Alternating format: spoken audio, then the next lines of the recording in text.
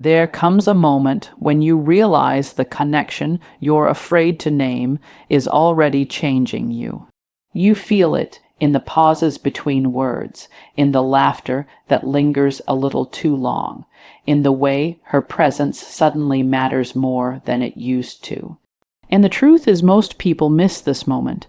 They stay silent, hoping time will decide for them, until opportunity quietly slips away. But what if this moment isn't a risk? What if it's an invitation to step forward with clarity, confidence, and emotional courage? Stay with me until the end, because what I'm about to share could change how you see her and yourself forever. Comment your location so I know where you're watching from. And don't forget to subscribe to the channel for more powerful insights. When you've been friends for a while, the biggest mistake people make is believing attraction requires a dramatic move or a perfectly timed confession. In reality, attraction begins the moment the frame changes. The moment you stop positioning yourself as the endlessly available, emotionally neutral presence and start showing up as a grounded individual with his own direction, standards, and inner life. Friendship often dulls attraction not because desire disappears, but because polarity fades. And polarity is created through contrast between certainty and uncertainty, between familiarity and mystery, between comfort and presence. Most men stuck in the friend role aren't lacking value, they're leaking it. They over-explain, over-text, over-accommodate. Psychologically, this signals that your emotional center is orbiting around her approval, and the human mind, especially in romantic contexts, is wired to respond to self-possession, not submission. When you reclaim your attention, when you speak with intention instead of filling silence, when you listen without trying to impress, when you're willing to pause instead of perform, you create a subtle shift. She begins to feel something different, even if she can't name it yet. This shift isn't about acting cold or distant. It's about emotional economy, saying less but meaning more, letting eye contact settle instead of rushing to break it, allowing humor to breathe instead of using it as armor. Philosophically speaking, desire is born in presence. When you're fully in yourself, you invite her out of autopilot. Suddenly, the interaction isn't just familiar, it's charged. Safe but alert, comfortable but alive. Another important layer here is identity. Friends are predictable because they've been psychologically categorized. But identity is not fixed, it's perceived. When your behavior subtly evolves, perception follows. You stop reacting and start responding. You don't rush to agree. You express a thought even if it creates light tension, not conflict tension. The kind that signals authenticity. And authenticity is deeply attractive because it suggests emotional maturity and self-trust. What's powerful is that none of this requires a single explicit move. It's a reorientation. You're no longer trying to be chosen. You're choosing how you show up.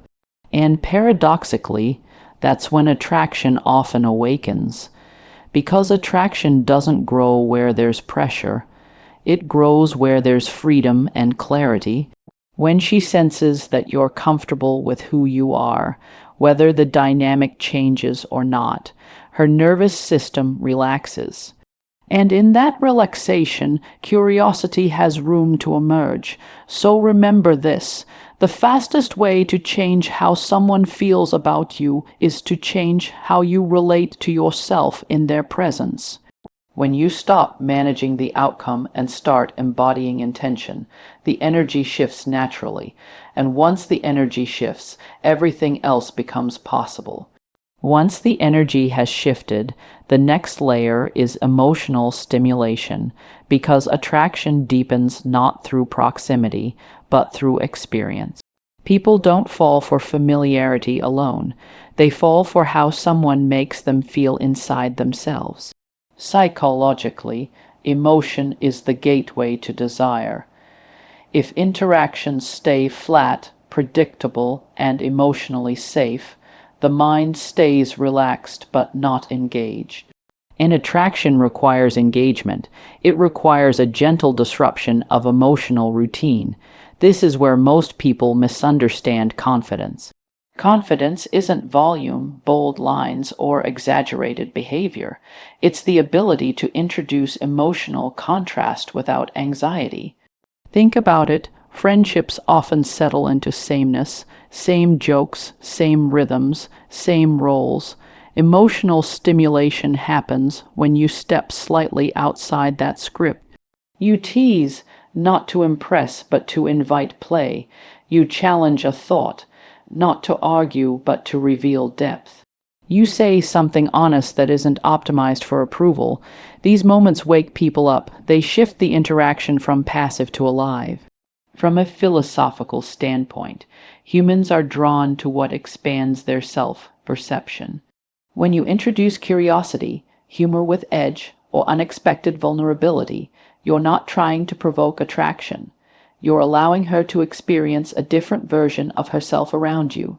She laughs more freely, she reflects more deeply, she becomes more present, and presence is where emotional connection intensifies.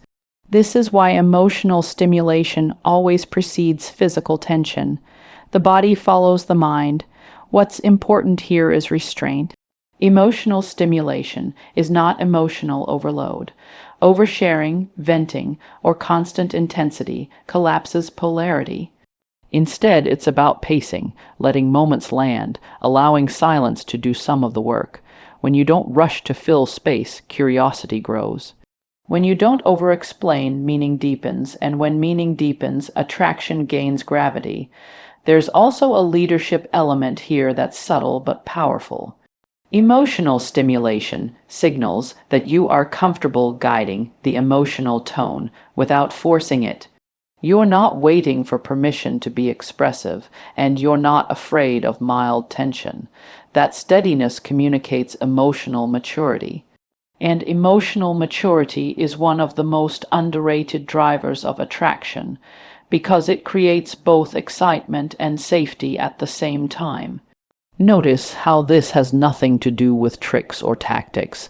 It's about intention. You're no longer interacting just to maintain harmony. You're interacting to create resonance. You allow moments of disagreement. You let curiosity replace certainty. You show interest without neediness, humor without performance, and depth without heaviness. These qualities stimulate not just attraction, but trust. And when trust and stimulation coexist, something important happens. The interaction stops feeling like a friendship that might change one day, and starts feeling like a moment that already has momentum. That's when anticipation forms, that's when attention sharpens, and that's when attraction begins to feel inevitable rather than forced. So here's the reflection to carry forward. If you want someone to feel differently around you, don't try to change their mind. Change the emotional experience you co-create. Because when you stimulate the mind with presence and intention, the heart naturally follows. Once emotional stimulation is present, what determines whether attraction crystallizes or dissipates is intent. Not urgency, not pressure, intent. Psychologically, humans are most responsive when direction is clear, but freedom is preserved. This is where many people hesitate, thinking leadership means forcing a moment or risking everything with a dramatic declaration. In reality, leadership is calm orientation. It's the quiet confidence of someone who knows where they're going and invites others to join without attachment to the outcome. Leading with intent starts internally. It's the decision to stop hiding behind ambiguity. Ambiguity feels safe, but it quietly erodes attraction because it creates emotional noise. When you're unclear, the other person must carry the emotional labor of guessing. Clarity, on the other hand, is grounding. It allows the nervous system to relax. When you suggest a one-on one plan, shift the setting, or let your tone communicate interest without explanation, you're signaling self-trust. And self-trust is contagious. Philosophically, intent is about alignment between thought, emotion, and action. When these are congruent, your presence becomes coherent. You don't rush. You don't apologize for wanting connection. You don't oversell. You simply move, that movement inviting a walk, suggesting a change of environment, letting your body language slow and open, creates momentum. Momentum is important because attraction thrives on direction. Without it, even strong emotional chemistry stalls. What's essential here is the absence of pressure. Pressure collapses polarity because it prioritizes outcome over experience. Intent without pressure says, "This is what I want, and I'm okay if it unfolds naturally." That stance communicates abundance, not of options, but of inner stability. And inner stability is deeply attractive because it signals emotional safety. When someone feels safe, curiosity turns into openness. Openness turns into connection. There's also an ethical dimension to leadership that's often overlooked. Leading with intent means respecting autonomy. You're not manipulating, you're revealing. You're allowing the truth of your interest to be visible so the other person can respond authentically. This honesty prevents resentment and preserves dignity on both sides.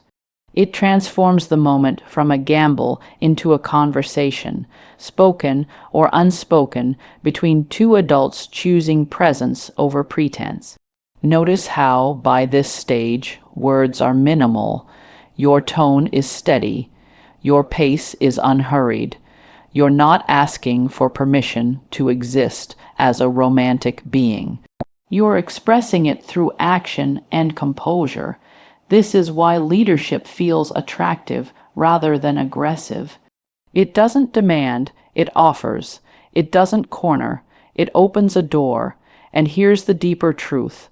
Leadership isn't about changing someone's feelings. It's about honoring your own. When you lead with intent, you free both of you from confusion. You allow attraction to either deepen honestly or resolve cleanly. Both outcomes are forms of success because both are rooted in self-respect. So take this with you. Clarity creates safety, safety creates openness, and openness allows attraction to decide its own future. Lead with calm intent, and let the moment meet you halfway.